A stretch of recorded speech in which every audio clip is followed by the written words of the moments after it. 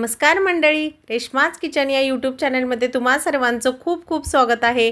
आजची रेसिपी प्रोटीनने भरपूर असे मुगाच्या डाळीचे डोसे आहेत। अगदी हेल्दी आणि व्हेरी टेस्टी रेसिपी आहे। चला तर मग आपण सामग्री पाहूयात। इथं मी 1 वाटी मुगाची डाळ घेतलेली आहे। पिवळ्या मुगाची डाळ आहे ही। 1 वाटी मुगाची डाळ घेतलेली आहे। आता याच वाटीने 1 वाटी तांदूळ घेणार आहोत आपण। रेशनिंगचे तांदूळ आहेत हे। स्वच्छ झाडून पाकडून घेतलेले आहेत आणि असं हे चांगलं 4 ते 5 पाण्याने धुवून रात्रभर भिजत ठेवलं।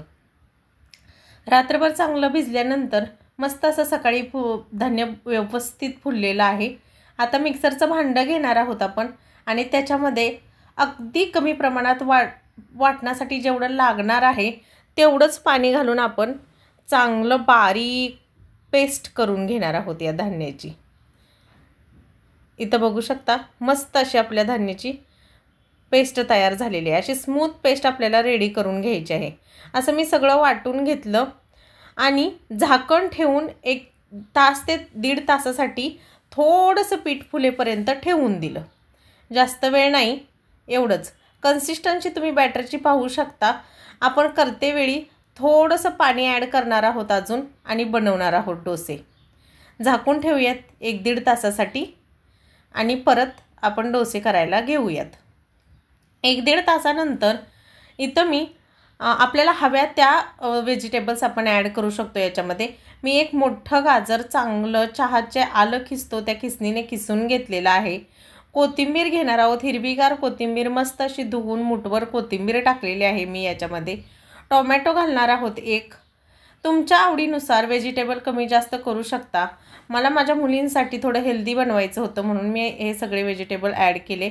एक छोटा कांदा ही बारीक घालून बॅटर अगदी मस्त असं मिक्स करून घ्यायचं आहे। व्हेजिटेबल्स आणि आपलं बॅटर अगदी एकजीव झालं पाहिजे असं आपल्याला मिक्स करून घ्यायचं आहे। तवा तापत ठेवलेला आहे मी। एका बाजूला तवा तापत ठेवलेला आहे। चांगला कडकडीत तापल्यानंतर मधोमध तव्याच्या बॅटर घालून घेतलेला आहे मी। एवढी दाटसर कन्सिस्टन्सी मुलींसाठी मी बनवत आहे त्यामुळे घेतलेली आहे। मोठ्या माणसांना जर पातळ डोसे आवडत असतील तर याच्यात अजून पाणी ॲड करून लाल तिखट अजून थोडे मसाले ॲड करूनही बनवू शकता तुम्ही। मुलींसाठी मी साधाच बनवत आहे परंतु मी वरून थोडंसं चीज आणि शेजवान चटणी लावणार आहे। मुलींसाठी बनवते म्हणून तूप घातलेलं आहे, थोडं तेल नाही वापरलं। ब्रेकफास्टमध्ये अगदी व्यवस्थित तूप घालून घेतलेलं आहे। चारी बाजूनी तूप घातलेलं आहे, मध्ये थोडंसं घातलेलं आहे आणि मुगाचा डोसा थोडा भाजायला वेळ लागतो त्यामुळे बारीक मीडियम गॅसवरती 1-2 ते 3 मिनिटं दोन्ही बाजूनी गोल्डन ब्राउन होईपर्यंत मस्त असा डोसा भाजून घ्यायचा आहे। कारण तांदळाच्या आणि दुसऱ्या डाळीच्या पिठांपासून बनवलेले डोसे पटकन भाजले जातात पण मुगाचे डोसे पटकन भाजले जात नाहीत। एका बाजूने डोसा छान भाजून झाल्यानंतर दुसऱ्या बाजूने पटकन उलटून घ्यायचा आहे आणि दोन्ही बाजूनी मस्त असा गोल्डन ब्राउन होईपर्यंत आपल्याला डोसा छान भाजून घ्यायचा आहे। दोन्ही बाजूनी डोसा छान भाजून झाल्यानंतर थोडंसं चीज घालून घेतलेलं आहे।